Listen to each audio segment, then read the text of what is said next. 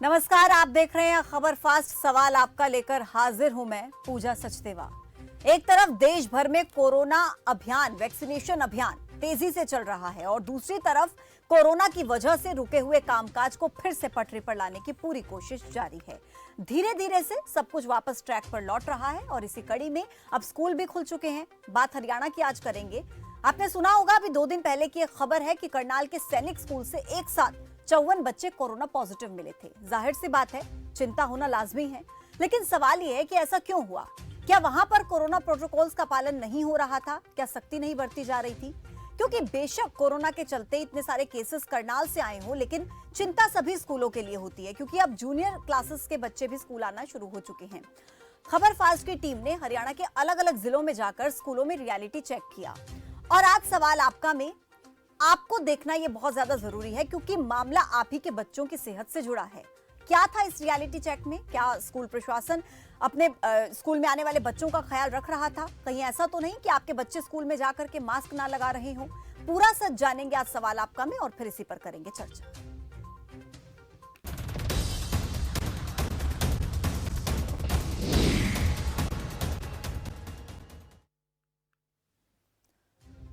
चलिए शुरुआत करते हैं 6 तस्वीरों के साथ। सबसे पहले रियलिटी चेक की 6 तस्वीरें आपके टेलीविजन स्क्रीन पर आप अभी देखेंगे। पहली तस्वीर अंबाला से है। हर रोज करीब अंबाला में 30 नए केसेस कोरोना के आ रहे हैं, जिनमें से 25% स्कूली छात्र और टीचर्स हैं। खबर फास्ट की टीम ने ग्राउंड जीरो पर जाकर हकीकत जानी। हालांकि ज्यादातर बच्चे और टीचर्स कोरोना प्रोटोकॉल्स का पालन वहां पर कर रहे थे, लेकिन स्कूल से बाहर निकलते वक्त कुछ बच्चे बिना मास्क के भी अंबाला में नजर आए हैं। अब तस्वीरें करनाल से, जहां से 54 बच्चे कोरोना पॉजिटिव मिले थे। यहां पर लापरवाही नजर आई है। बच्चों के साथ साथ टीचर्स भी बिना मास्क के पढ़ाते हुए नजर आए। ये चिंता की बात है। अब रेवाड़ी और रोहतक में देखिए, यहां पर भी कोरोना गाइडलाइंस का पालन हुआ है। बच्चे भी अवेयर थे यहाँ के और टीचर्स भी अपनी जिम्मेदारी बखूबी निभा रहे थे। लेकिन एक तस्वीर जो नांगल चौधरी से सामने आई है, ये तस्वीर सीधी कोरोना को न्योता देती हुई तस्वीर है, क्योंकि स्कूल बस के अंदर देखिए, एक भी बच्चे ने मास्क नहीं लगा रखा। ये बहुत चिंताजनक तस्वीरें हैं। अब आखिरी तस्वीर पिहोवा की देखिए। यहां जब हमारी टीम पहुंची तो कैमरा देखकर एक टीचर ने मास्क लगाया, यानी कि उससे पहले मास्क नहीं लगाया होता। जैसे ही हमारी टीम यहां पर पहुंचती है, कैमरा देखते ये टीचर मास्क लगा लेती हैं। कुछ बच्चे भी यहां पर बिना मास्क के नजर आए हैं।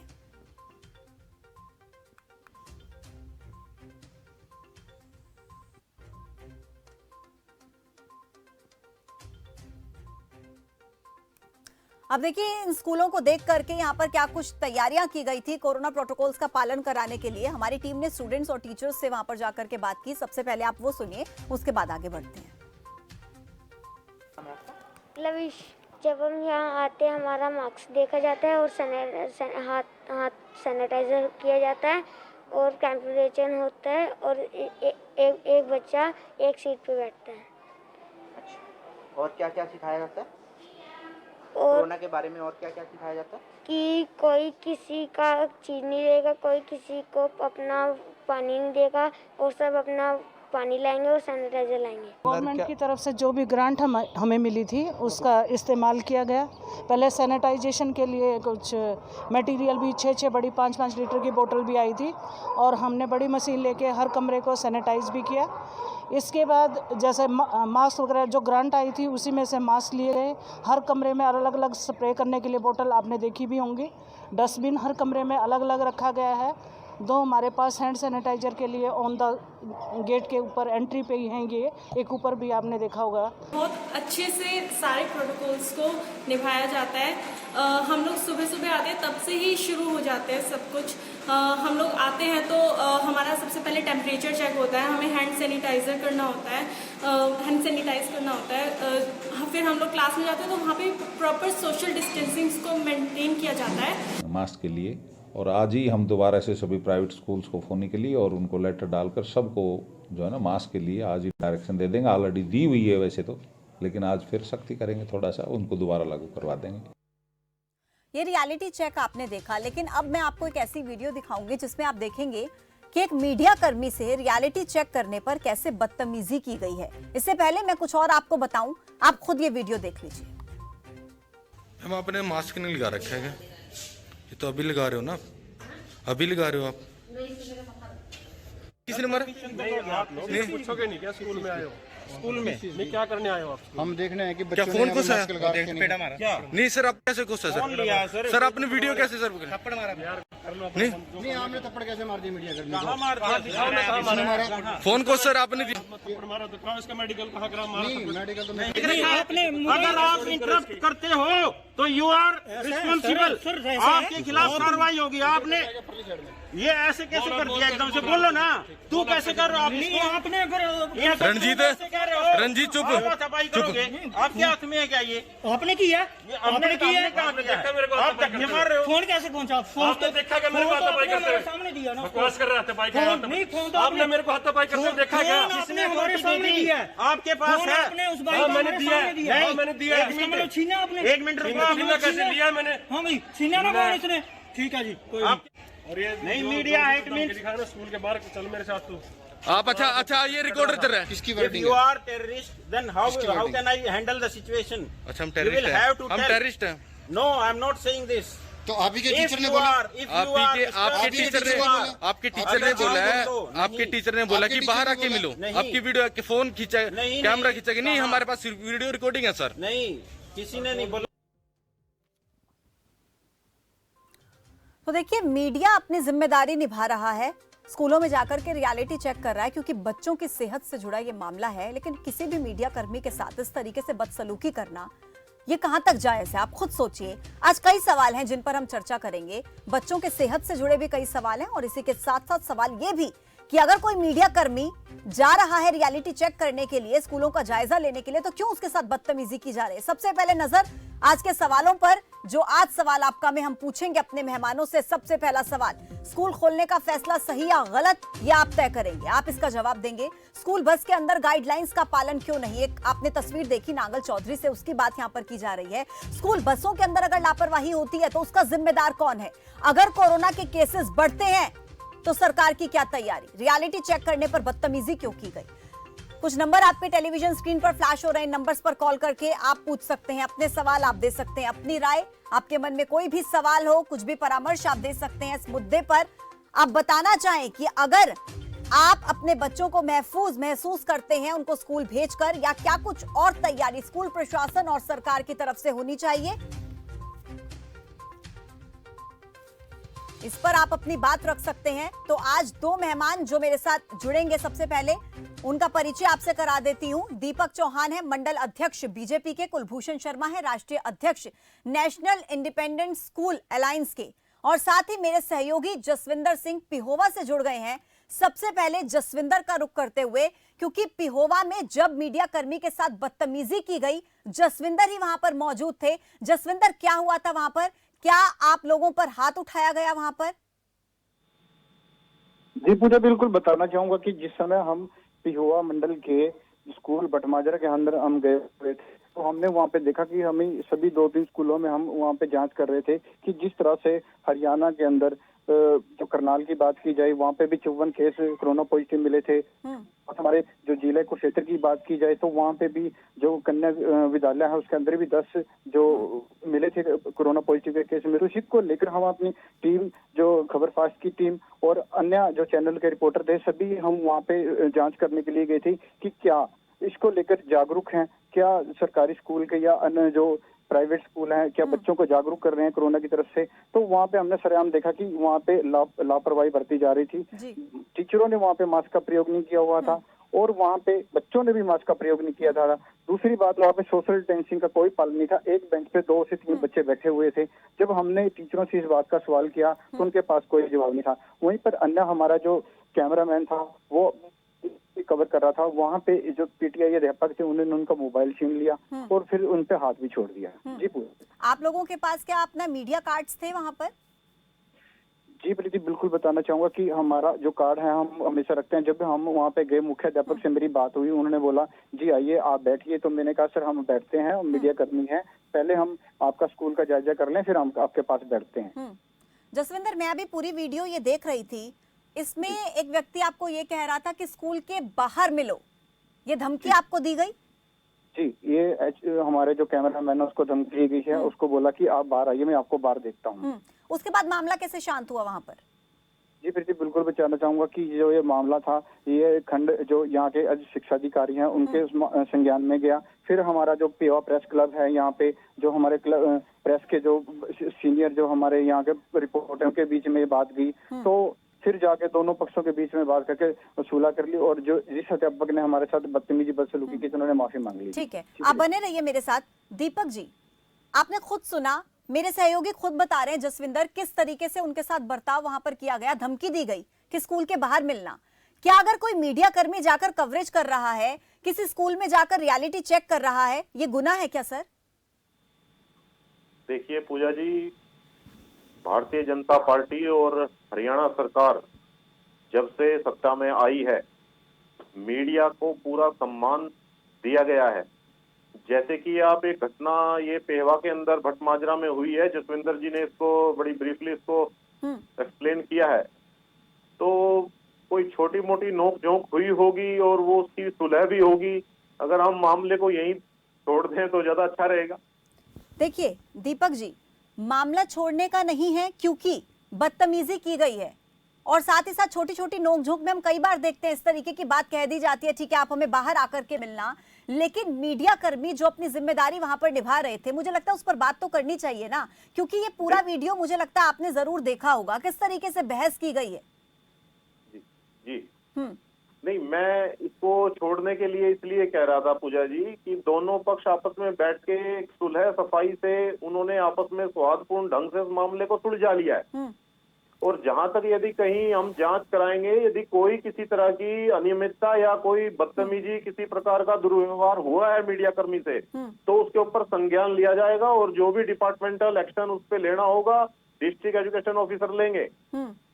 जसविंदर, क्या आप पूरे तरीके से दोनों पक्षों के बीच बात हो चुकी है, सुलह हो चुकी है, माफी मांगी गई आपसे इस तरीके का व्यवहार करने पर?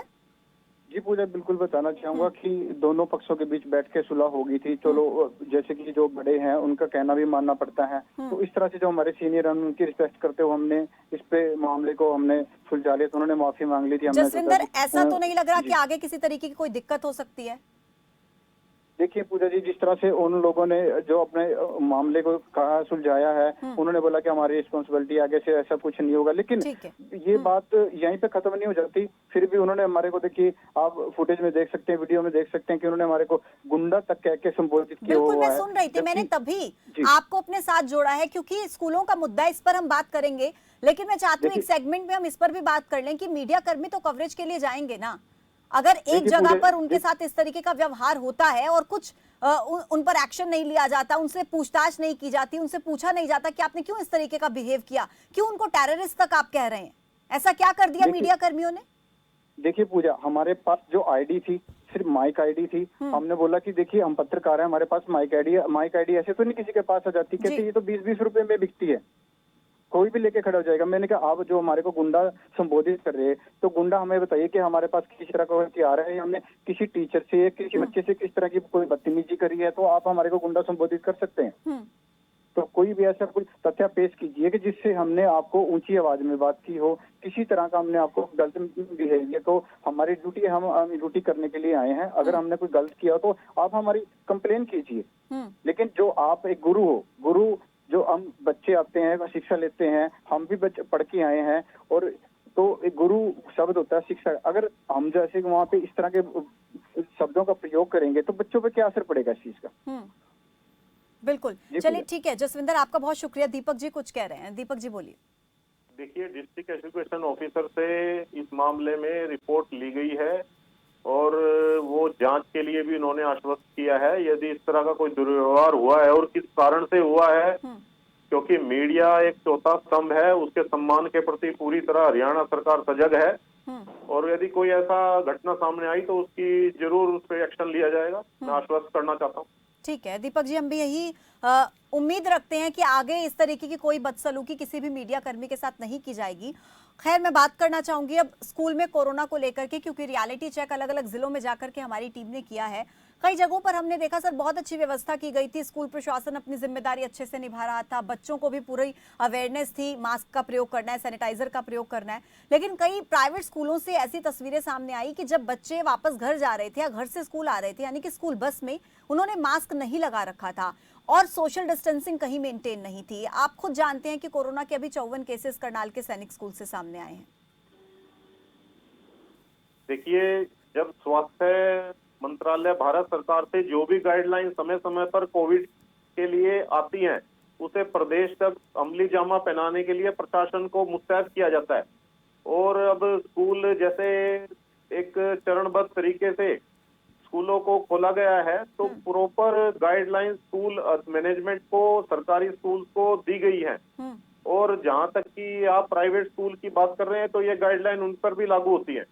लेकिन सर गाइडलाइंस केवल प्राइवेट स्कूल्स में नहीं, कई सरकारी स्कूलों में भी गाइडलाइंस की उल्लंघना हुई है। मैं कह रही हूँ कि कई जगहों पर बहुत अच्छे तरीके से प्रोटोकॉल्स का पालन हो रहा था, लेकिन कई स्कूल ऐसे थे, वो तस्वीरें देखकर ऐसे लग रहा था कि आप खुद कोरोना को इनवाइट कर रहे हैं। जी, इसके लिए दोबारा से प्रशासन को मुस्तैद किया जाएगा। यदि कहीं पर बसों में भी ऐसी समस्या है, तो हेल्पर्स को, जितने भी ड्राइवर हैं बसेस के, वहां पर प्रॉपर व्यवस्था कराई जाएगी कि भाई कोई भी बच्चा बिना मास्क के ना रहे। लेकिन सर ऐसा तो नहीं कि जब तक ये गाइडलाइंस के लिए उनको बोला जाएगा तब तक देर हो जाए, बच्चे कोरोना पॉजिटिव ना हो जाएं, क्योंकि 54 बच्चे एक साथ पहले ही। देखिए, गाइडलाइंस तो जारी की जा चुकी हैं। अब जहां जहां ऐसा कोई सवाल है कि कहीं लापरवाही बरती जा रही है, तो उसको एक बार फिर रिमाइंडर दिया जाएगा, और जहां तक मैं समझता हूं उसमें उसको काबू कर लिया जाएगा। कोई ऐसी समस्या क्योंकि मुझे ऐसा लगता है सर कि इसमें हमें बिल्कुल भी देरी नहीं करनी चाहिए, बच्चों के स्वास्थ्य से जुड़ा मामला है। मैं लौटती हूँ आपके पास, एक दर्शक है यमुनानगर से, राजन जी स्वागत है आपका। मैडम नमस्कार जी। जी नमस्कार मैडम, अभी स्कूल इनको नहीं खोलने चाहिए थे अभी, क्योंकि छोटे बच्चे ज्यादा सेंसिटिव होते हैं, कोरोना के ज्यादा चांसेस हैं, और बच्चे मास्क डालते भी नहीं हैं। और अब नया स्ट्रेन बता रहे थे आ रहा है, और ये दोबारा फैल रहा है, तो अभी बंद रहने चाहिए थे। बल्कि अब गवर्नमेंट ने वैक्सीन जो बनाई है, वैक्सीन पे ज्यादा जोर देना चाहिए था। ठीक है सर, आपका बहुत शुक्रिया। एक और दर्शक है झज्जर से, जगवीर, स्वागत है सर। लगता है संपर्क उनसे टूट गया है। कुलभूषण जी, आपका रुख करते हुए सबसे पहला सवाल मेरा आपसे यही रहेगा, क्योंकि अब जूनियर क्लासेस के बच्चों के लिए भी स्कूलों को खोल दिया गया है, क्या आपको लग रहा है कि स्कूल की जिम्मेदारी ऐसे में बहुत ज्यादा बढ़ जाती है, और क्या स्कूल अपनी जिम्मेदारी का अच्छे तरीके से पालन कर रहे हैं? कुलभूषण जी। ये ऐसा है मैम, जिम्मेदारी सिर्फ स्कूल की नहीं, अभिभावक, स्कूल, सरकार, सभी की जिम्मेदारी, ये सामूहिक जिम्मेदारी है हमारी कि बच्चे सुरक्षित रहे और उनको सुरक्षित शिक्षा प्राप्त हो। तो उस पर सरकार की जिम्मेदारी सबसे ये पहले बनती है, जिसकी हमेशा हम मांग कर रहे हैं कि टीचर्स को वैक्सीनेशन सबसे पहले किया जाए, और अभिभावक भी जब बच्चों को स्कूल लाए तो सारी गाइडलाइन जो सरकार द्वारा, हमारे शिक्षा विभाग द्वारा, स्वास्थ्य विभाग द्वारा बनाई गई है, उसकी पालना वो भी करे और स्कूल संचालक भी करे, ताकि बच्चे जो है सुरक्षित भी रहे और उनकी शिक्षा का भी नुकसान ना हो। तो ये सामूहिक जिम्मेदारी है, किसी एक के ऊपर ही जिम्मेदारी से जो है इसके बात को नहीं खत्म किया जा सकता। ये तीनों की ही सामूहिक जिम्मेदारी है। स्कूल अपनी जिम्मेदारी निभाने के लिए तैयार है, अभिभावक भी निभा रहे हैं। लेकिन कई जगहों पे, जैसा कुलभूषण जी, मैं अभी तस्वीरें भी दिखा रही थी, कई जगहों की मैंने तस्वीरें अभी दिखाई कि स्कूल बसों में कोरोना प्रोटोकॉल्स का बिल्कुल पालन नहीं हो रहा था, बच्चे सोशल डिस्टेंसिंग का पालन नहीं कर रहे थे, मास्क नहीं लगा रखे थे। अब ऐसे में क्या कीजिएगा? देखिए, ऐसे है, छोटे बच्चों का जो मास्क लगाने था वो है, थोड़ा उनको और जागरूक करना पड़ेगा, अभिभावकों को भी कहना पड़ेगा, क्योंकि बच्चे जो है आप उन पे बहुत ज्यादा सख्ती से उनको मास्क पहना तो सकते हैं, ये कहें कि वो मास्क कहीं उतारे ना, और एक टीचर उन पे डंडा लेके खड़ा रहे, तो मतलब सख्ती करनी पड़ेगी और पूरा अनुशासन में बच्चों को रखना पड़ेगा, क्योंकि उनकी सुरक्षा सबसे अहम है। और स्कूल संचालकों को भी ये सोचना, हम इस पे बिल्कुल ईमानदारी से खड़े हैं और सरकार के साथ खड़े हैं। कुलभूषण जी, मैं यहाँ पर एक बात कहना चाहूंगी और आपसे पूछना भी चाहूंगी, आप बहुत महत्वपूर्ण बात कह रहे हैं कि सामूहिक जिम्मेदारी है, कोई एक व्यक्ति अपनी जिम्मेदारी निभा के इस चीज का पूरा पालन नहीं करा सकता, बच्चों को भी अवेयर होना होगा, पेरेंट्स को भी और साथ में टीचर्स को भी। लेकिन मुझे ऐसा लगता है कि बच्चों और पेरेंट्स के साथ साथ जब एक बच्चा स्कूल में आ जाता है, एंटर कर लेता है, तो स्कूल की जिम्मेदारी थोड़ी सी ज्यादा बढ़ जाती है। अब बच्चा अगर स्कूल बस से घर जा रहा है या स्कूल बस से घर से स्कूल आ रहा है, तो ऐसे में स्कूल प्रशासन की जिम्मेदारी थोड़ी सी ज्यादा बढ़ जाती है। और जो तस्वीरें मैंने आज दिखाई उसमें ड्राइवर तक ने मास्क नहीं लगा रखा था सर। आपकी बात बिल्कुल सही है कि जब बच्चा स्कूल के अंदर प्रवेश कर गया तो उस समय जिम्मेदारी स्कूल संचालक की ज्यादा है जी। और जब वो बस में प्रवेश करता है तब भी ड्राइवर, कंडक्टर, मैनेजमेंट की जिम्मेदारी है। लेकिन सरकार को साथ साथ अगर कोई ऐसी कोताही बरतता है तो उस पर अगर सख्त एक्शन सरकार को लेना चाहिए। हम भी साथ हैं क्योंकि बच्चों की सुरक्षा सबसे अहम है। मैं अपने स्कूल संचालकों से भी अपील करूंगा कि इस पे कहीं कोताही नहीं होनी चाहिए। बहुत साधारण सी बातें हैं कि ड्राइवर को मास्क पहनना चाहिए तो पहनना ही चाहिए। जो बड़ों को जो है किसी प्रकार की उल्लंघना नहीं करनी चाहिए। कहीं अगर बच्चे थोड़ी सी कोताही करते हैं तो उसमें भी अनुशासन रखने के लिए उनको समझाना चाहिए, क्योंकि ये जीवन से और किसी बच्चों के जीवन से जुड़ा हुआ मामला, इस पे कहीं कोताही कहीं पर भी जो है इस तरह की बातें बर्दाश्त। सर लौटती हूँ मैं आपके पास, एक दर्शक है अंबाला से अशोक। अशोक जी स्वागत है आपका। हेलो जी अशोक जी बोलिए। उधर जी जब देखे कॉलेजेस बंद है तो स्कूलों को खोलना तो बिल्कुल गलत है। हेलो सुन रहे हैं सर, पूरी कीजिए अपनी बात। हाँ, क्योंकि बच्चे तो बहुत सेंसिटिव होते हैं। जो मास्क लगाना सब कुछ, ये सैनिटाइजर वगैरह, ये सारे बच्चे कहाँ इसको फॉलो कर पाएंगे। या तो यूनिवर्सिटीज भी खोल दीजिए, कॉलेजेस भी खोल दीजिए, स्कूलों को खोलना तो बिल्कुल गलत है। इन्हें दोबारा ऑनलाइन क्लासेस के बेस पर ही होना चाहिए। ठीक है सर, बहुत शुक्रिया आपका। हनुमान सिद्धू है सिरसा से। हनुमान जी स्वागत है आपका। हाँ जी सर बताइए। मैं तो मैडम ये कहते हैं कोरोना है, इतनी है, वहाँ है, यूँ है। नमस्कार जी सर, एक बार फिर से जुड़ने की कोशिश कीजिएगा, आपकी आवाज़ काफ़ी लेट मिल रही है। बहुत शुक्रिया आपका। दीपक जी, कुलभूषण जी बहुत अच्छे तरीके से इसको एक्सप्लेन कर रहे हैं कि टीचर्स की जिम्मेदारी, स्कूल मैनेजमेंट की जिम्मेदारी, पेरेंट्स की जिम्मेदारी भी उतनी ही ज्यादा इंपॉर्टेंट है, इक्वल है। सभी की जिम्मेदारी बनती है बच्चों को सुरक्षित रखना। लेकिन एक सवाल अभी एक दर्शक ने पूछा कि जब कॉलेजेस नहीं खोले गए तो स्कूल क्यों खोल दिए गए? देखिए, सरकार के पास जिस तरह का भी फीडबैक कोविड को लेके आता है उस पे एक अधिकारियों से, स्वास्थ्य मंत्रालय से, सभी से एक चर्चा करने के बाद कोई स्टेप लिया जाता है। सरकार की निरंतर इसके ऊपर नजर रहती है। यदि सरकार को ये लगेगा कि स्कूल को बंद करना जरूरी है तो स्कूल को बंद कर देंगे, कोई दिक्कत नहीं। सर अभी अभी करनाल से मामला सामने आया जब 54 स्टूडेंट्स एक ही स्कूल के कोरोना पॉजिटिव हो गए। ऐसे में जाहिर सी बात है कि अभिभावक बहुत डरेंगे, बच्चों की सेहत से जुड़ा मुद्दा है। अगर बाय चांस, भगवान ना करे ऐसा हो, लेकिन अगर कोरोना के केसेस में इजाफा होता है तो क्या तैयारी है सरकार की? देखिए, यदि कोरोना आगे अपना कोई असर ज्यादा दिखाता है, जैसा कि कुछ ट्रेन और भी आने के लिए कहे हैं, तो उसमें फिर फैसला लिया जाएगा। जो भी स्थिति देख के सरकार मद्देनजर रखेगी अपने इसको। लेकिन फिर भी सर कुछ तो सोचा होगा सरकार ने कि किस तरीके से आगे वो हैंडल करने वाले इन केसेस को। स्कूलों को खोलने का जब निर्णय लिया गया तो उसको वर्तमान स्थिति क्या है कोविड की, इसको ध्यान में रखा गया था। और ये अचानक कुछ लापरवाही के कारण बढ़ा है, या जैसे कि आप दिखा रहे हैं कुछ बसेस में, प्राइवेट स्कूल्स में, तो उस पे जरूर सरकार की नजर है। और जो भी हमारी जनता के प्रति, स्कूल के प्रति, बच्चों के प्रति जो भी सही कदम होगा वो सरकार उठाएगी। ठीक है, एक दर्शक है पेहोवा से, शमशेर सैनी। शमशेर जी स्वागत है आपका। जी मैडम बताइए सर। मैं ये कहना चाहूंगा कि सरकार ने जो इनिशिएटिव लिया था कि बच्चों को स्कूल में भेजने का, ये एक अच्छा इनिशिएटिव था। लेकिन जो स्कूल प्रशासन है उसकी कहीं ना कहीं लापरवाही देखने को मिल रही है, जिसके कारण ये ठीक है सर, बहुत शुक्रिया आपका।